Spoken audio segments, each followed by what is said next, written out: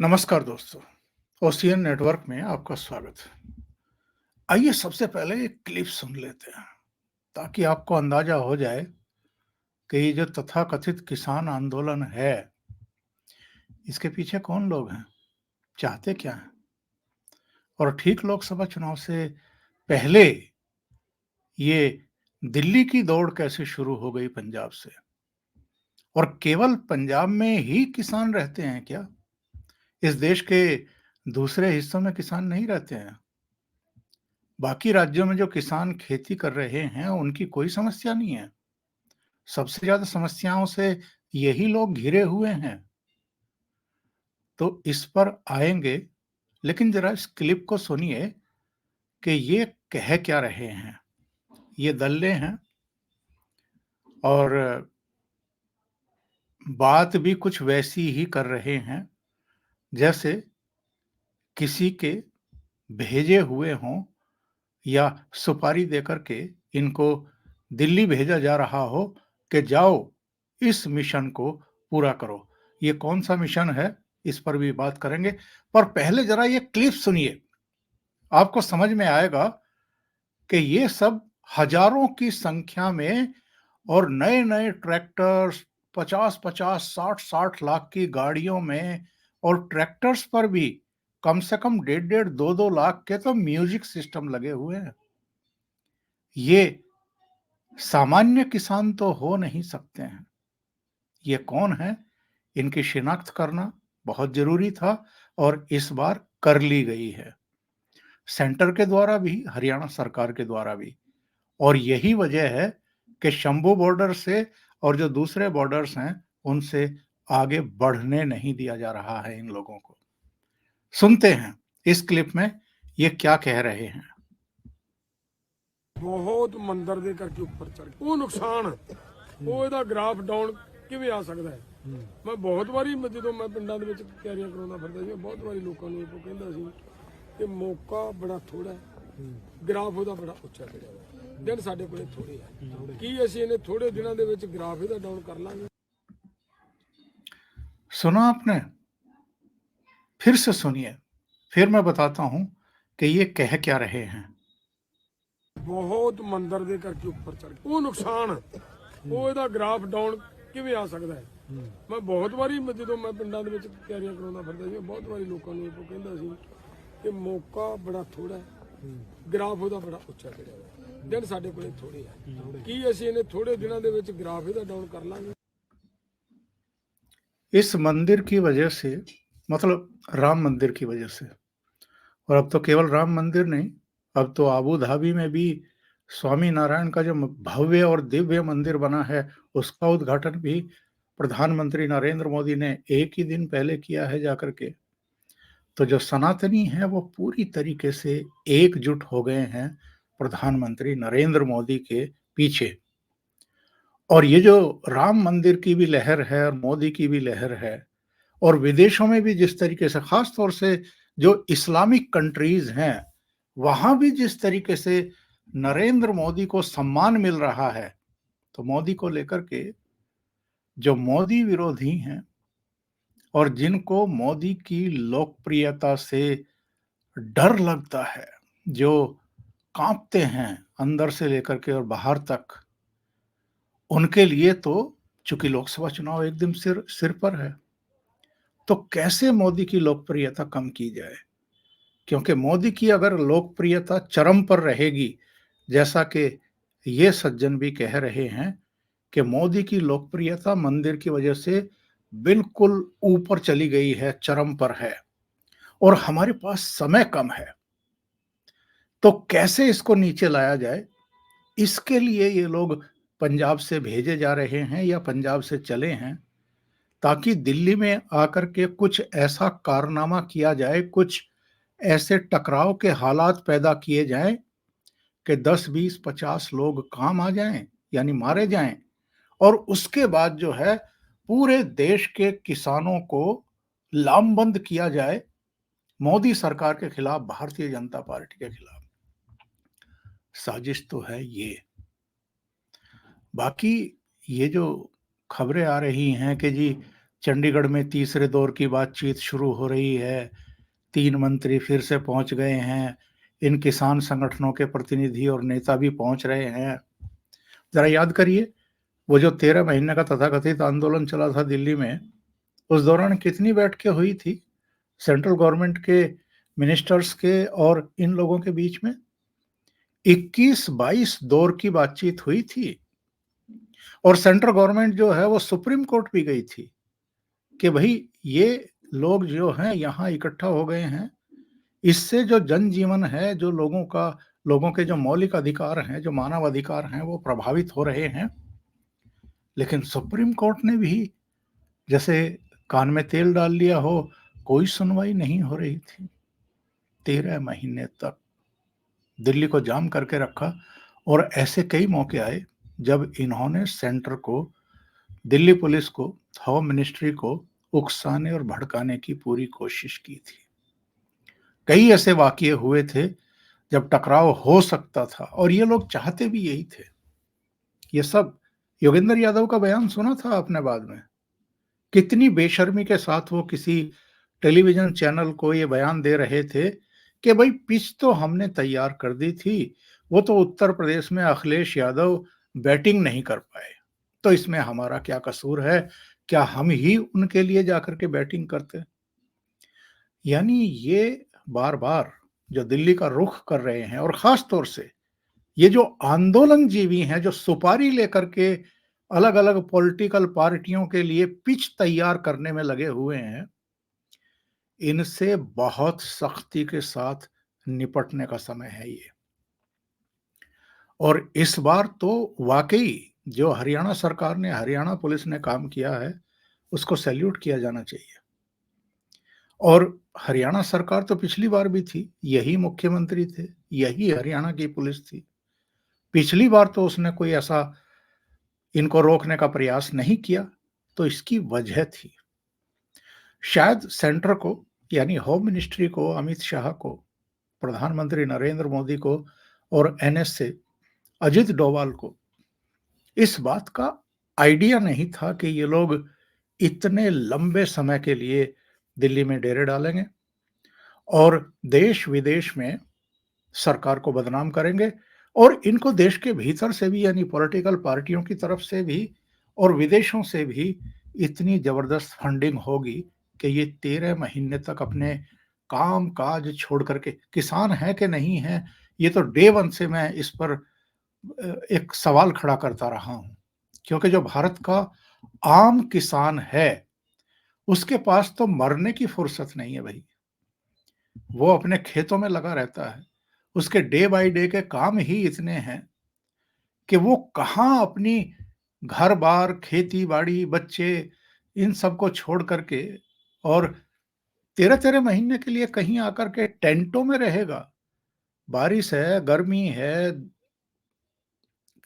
कड़ाके का की जाड़ा है, कौन अपने घर से बाहर इस तरीके से पड़ा रहेगा? लेकिन कुछ धंधेबाज हैं, सुपारीबाज हैं, आंदोलनजीवी हैं, जिनका धंधा ही ये है और इनके लिए लोगों को जुटा करके ले आना, उनको किसान बताना, लेकिन एक्चुअल में जो इनके रंग-ढंग, पहनावा, इनके जो व्हीकल हैं, ट्रैक्टर्स वगैरह हैं, ट्रैक्टर आप ध्यान से देखिए, मोस्टली नए ट्रैक्टर हैं। नया ट्रैक्टर कोई भी 7 लाख से लेकर के 25-30 लाख रुपए तक से कम नहीं आता है। इतना पैसा जिनके पास है, वो सामान्य किसान हो सकते हैं और मर्सिडीज से लेकर के और महंगी-महंगी गाड़ियां, उनमें ये लोग चले हैं वहां से सवार होकर के। कोई ये नहीं है कि मरी-गिरी सी, पुरानी सी कोई गाड़ियां दिखाई दे रही हों। और ट्रैक्टर्स के ऊपर भी 1.5-1.5, 2-2 लाख के, 2.5-2.5 लाख के तो म्यूजिक सिस्टम लगे हुए हैं। और ट्रैक्टर्स को कुछ इस तरीके से तैयार कराया गया है जैसे टैंक को तैयार किया जाता है। उसके ऊपर भी एक सुरक्षा कवच जो है इन्होंने लगवाए हैं। यानी ये सब अमीर लोग हैं, पैसे वाले लोग हैं और इनका कोई हेतु किसानों की मांगों को मनवाना नहीं है। और अगर किसानों की इतनी ही समस्याएं होती तो फिर वैसी समस्याएं तो हरियाणा के किसानों की भी होती, उत्तर प्रदेश के भी होती, उत्तराखंड के भी होती, हिमाचल में भी मैदानी इलाकों में खेती की जाती है। नीचे राजस्थान चले जाइए, मध्य प्रदेश चले जाइए, फिर बिहार चले जाइए, झारखंड चले जाइए, छत्तीसगढ़ से लेकर के तमाम राज्यों में, महाराष्ट्र में भी किसान रहते हैं और खेती होती है। तो वहाँ के किसानों को तो कोई परेशानी नहीं है, वो तो सड़कों पर नहीं है। वो तो एमएसपी लागू करने के लिए गारंटी, कानूनी गारंटी देने की मांग नहीं कर रहे हैं। और ये अभी क्यों किया जा रहा है जब नरेंद्र मोदी प्रधानमंत्री हैं, जब इनसे पहले मनमोहन सिंह प्रधानमंत्री थे और 2006 में ही स्वामीनाथन आयोग ने सिफारिशें दे दी थी एमएसपी तय करने के लिए। तो 2006 से 2014 के बीच में ये सारे के सारे जितने ये महंगे-महंगे ट्रैक्टर्स और गाड़ियों में सवार होकर के बार-बार दिल्ली की ओर कूच करते हैं, तब ये क्या नींद से, गहरी नींद में सोए हुए थे? तब इन्होंने क्यों नहीं ये आंदोलन किया?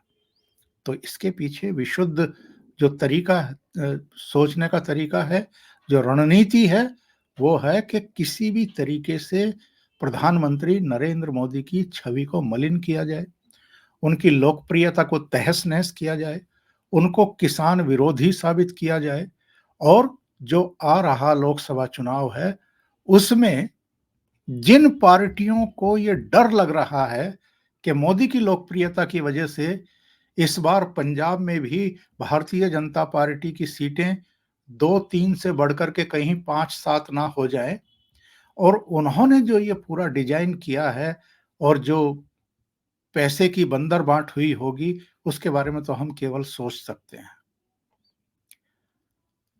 अरविंद केजरीवाल के ऊपर चूँकि गिरफ्तारी की तलवार लटकी हुई है, तो इसलिए जो पहला शक जा रहा है लोगों का और हम समीक्षकों का भी, वो अरविंद केजरीवाल की तरफ जा रहा है।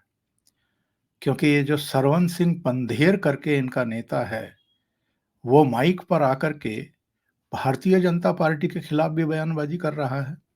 वो कह रहा है कि हम कांग्रेस को भी उतना ही ज़िम्मेदार मानते हैं जितना भारतीय जनता पार्टी को मानते हैं, क्योंकि उन्हीं के टाइम में जो है ये उपेक्षा हुई है जो नरेंद्र मोदी जारी रखे हुए हैं, लेकिन वो आम आदमी पार्टी के खिलाफ कुछ नहीं बोल रहा है। तो इससे अंदाजा लगता है। एक वीडियो और वायरल हुआ है, जरा इसको भी सुन लेते हैं। ਫਿਰ ਤਾਂ ਇਸ ਸਾਨੂੰ ਬੋਲ ਦੇਣ ਵੀ ਤੁਸੀਂ ਪਾਕਿਸਤਾਨ ਚਲੇ ਜਾਓ, ਅਸੀਂ ਇੱਧਰ ਤਾਂ ਪੰਜਾਬ ਤਾਂ ਅਸੀਂ ਤੁਹਾਡਾ ਆਪਣੇ ਨਾਲ ਰੱਖਣਾ ਨਹੀਂ ਹੈਗਾ। ਅਸੀਂ ਫਿਰ ਪਾਕਿਸਤਾਨ ਦੇ ਨਾਲ ਕਰ ਲੈਂਦੇ ਆਪਣੀ ਸੰਧੀ। पंजाब सरकार सपोर्ट कर रही है? ਬਿਲਕੁਲ ਕਰ ਰਹੀ ਹੈ। पंजाब सरकार बिल्कुल सपोर्ट कर रही है, यानी आम आदमी पार्टी की सरकार, यानी मुख्यमंत्री भगवंत मान, यानी अरविंद केजरीवाल, ये बिल्कुल सपोर्ट कर रहे हैं। और क्या कह रहे हैं ये श्रीमान जी? ये कह रहे हैं कि अगर हमारी सुनवाई यहाँ नहीं हो रही है, तो क्या हम पाकिस्तान से संधि कर लें? एक स्टेट में रहने वाले लोग अगर पाकिस्तान परस्त हो जाएं, अगर इस तरह के भड़काऊ बयान दें, अगर तोड़ने वाली बात करें, देश को कमजोर करने की बात करें, देश की संप्रभुता, एकता, अखंडता पर सवाल खड़ा हो जाए, तब समझ में आ जाना चाहिए कि एक्चुअल में ये कितना खतरनाक खेल जो है। और हम पहले दिन से कह रहे हैं कि अगर आम आदमी पार्टी पंजाब में जीत गई और इसने अपनी सरकार वहां बना ली, तो ये सरहदी सूबा है, इसकी बहुत बड़ी अंतर्राष्ट्रीय सीमा जो है पाकिस्तान से लगी हुई है और पाकिस्तान ड्रग्स से लेकर के हथियारों की खेप भेजने और अतीत में भी जो कुछ हुआ था, एक मुख्यमंत्री खोया था भाई पंजाब ने, और सचिवालय में जब गाड़ी में बैठ रहे थे तो उनको उड़ा दिया गया था। और उससे पहले भी कितना एक काला अध्याय पंजाब के इतिहास में लिखा जा चुका है। स्वर्ण मंदिर में, हरमंदिर साहब में, अकाल तख्त में जो कार्रवाई बाद में की थी इंदिरा गांधी ने, और इंदिरा गांधी को अपनी जान देकर के उसकी कीमत भी चुकानी पड़ी थी। तो कोई भूल सकता है क्या पंजाब में कि क्या एक्चुअल में अतीत में हो चुका है? और फिर से पाकिस्तान की मिलिट्री, पाकिस्तान की आईएसआई, कनाडा में बैठे हुए उनके पिट्ठू, ये सब पंजाब को किस तरीके से सुलगाने की साजिशें रच रहे हैं और इस देश के और अब तो दुनिया भर के सबसे लोकप्रिय प्रधानमंत्री नरेंद्र मोदी को जिस तरीके से बदनाम करने की साजिशें रची जा रही हैं, ये अब किसी से दवा छिपा है क्या? सुनिए, एक वीडियो मैं आपको और सुनवा देता हूं और ये कौन है? ये लखा सिधाना, भटिंडा का रहने वाला है। लाल किले की जो साजिश रची गई थी, लाल किले पर चढ़ाई करने की, उसमें लखा सिधाना का नाम भी आया था। ये वांटेड अपराधियों की सूची में है। ये फिर सामने आया है और जरा सुनिए क्या कह रहा है। ਜਾਰੀ ਆ ਅੱਧਾ ਦਾ ਪੱਟਤਾ ਬਾਰਡਰ ਤੇ ਅੱਧਾ ਕੀ ਰਹਿ ਗਿਆ ਐ ਮੰਨ ਲਓ ਹਾਥੀ ਸਿੱਟ ਲਿਆ ਪੂਛ ਜੀ ਰਹਿ ਗਈ ਆ ਕੱਲ ਨੂੰ ਮੇਰਾ ਵੀਰ ਖਿੱਚ ਦੇ ਵੀਰਾਂ ਇੱਧਰ ਨੂੰ ਜਿਹਦੇ ਨੇੜੇ ਸ਼ੰਭੂ ਲੱਗਦਾ ਸ਼ੰਭੂ ਪਹੁੰਚ ਜਾਓ ਜਿਹਦੇ ਨੇੜੇ ਪਿੰਡਾਂ ਦੇ ਖਨੌਰੀ ਲੱਗਦਾ ਖਨੌਰੀ ਪਹੁੰਚ ਜਾਓ ਕੱਲ ਨੂੰ ਵੱਡੀ ਗਿਣਤੀ ਦੇ ਵਿੱਚ ਪਹੁੰਚੋ हर हाल दे भी दिल्ली पहुंचना इन्हां दा जोर लग्या वा भी दिल्ली जान नहीं देना इन्हां दे भी इंतजाम ऐतकी सख्त है ते आपां भी उदों सख्त होके आउणा हर हाल दे विच आपां दिल्ली जाना ही जाना क्योंकि एक बारी ख्याल रखो मेरी गल दा जे इस बार पंजाब हरियाणा रल के दिल्ली ना गया ते इन्हां दे भरावो मूंह पैणे आ मूंह इह गल याद रखियो मनोबल इन्हां दा उच्चा होना अपना डिगना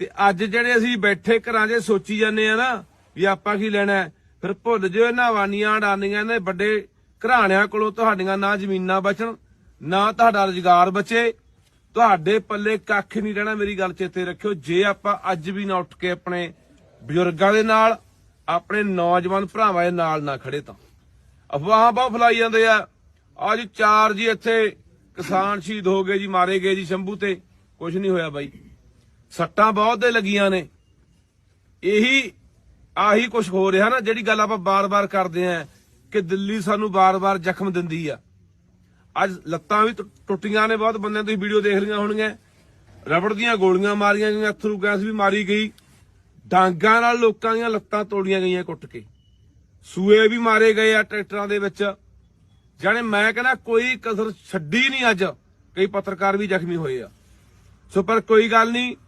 संघर्षां दे विच इन्हां ने जबर करना इन्हां दे जबर दा जवाब आपां सबर नाल देना। कुल मिलाकर के लखा सिधाना जो वांटेड है वो कह रहा है कि साहब हर हालत में दिल्ली पहुंचना ही है।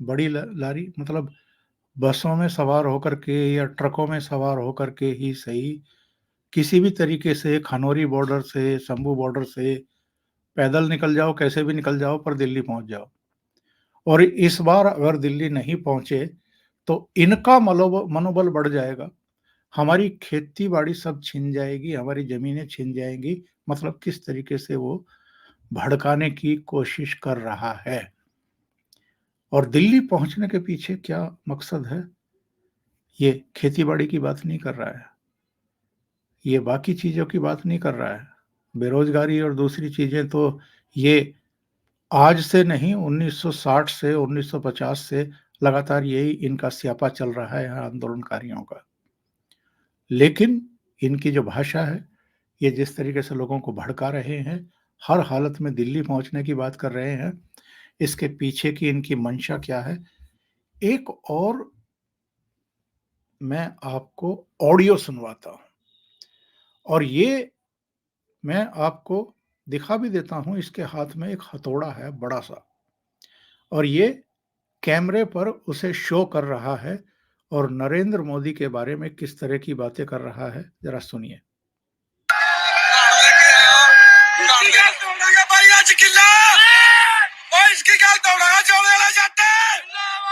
आजा मोदी कोई चक्कर नहीं आज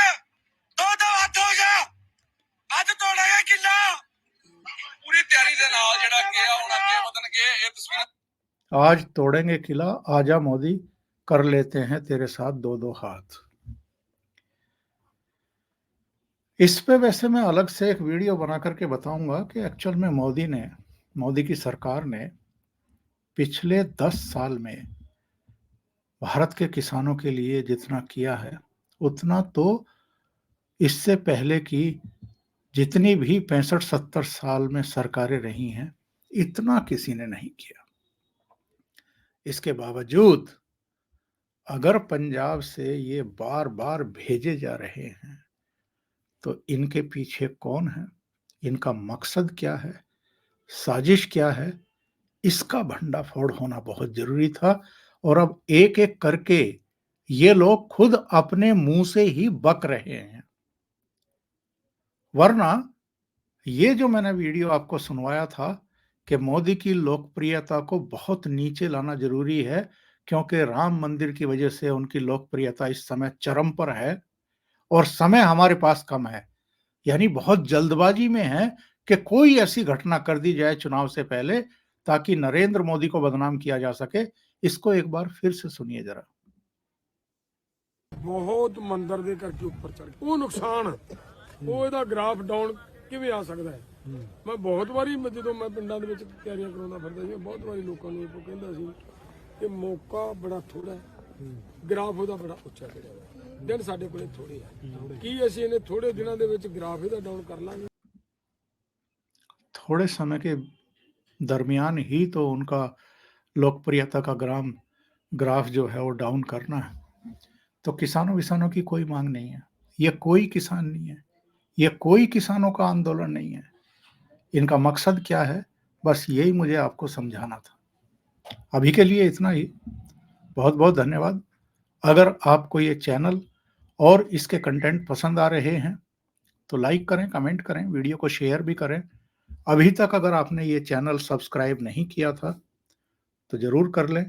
साथ में लगे बेल आइकॉन को, और बेल आइकॉन में भी ऑल वाला बटन जरूर दबाएं ताकि आगे आने वाले जो वीडियो हैं उनके नोटिफिकेशन समय से आपके पास पहुंच जाए। बहुत बहुत धन्यवाद। नमस्कार।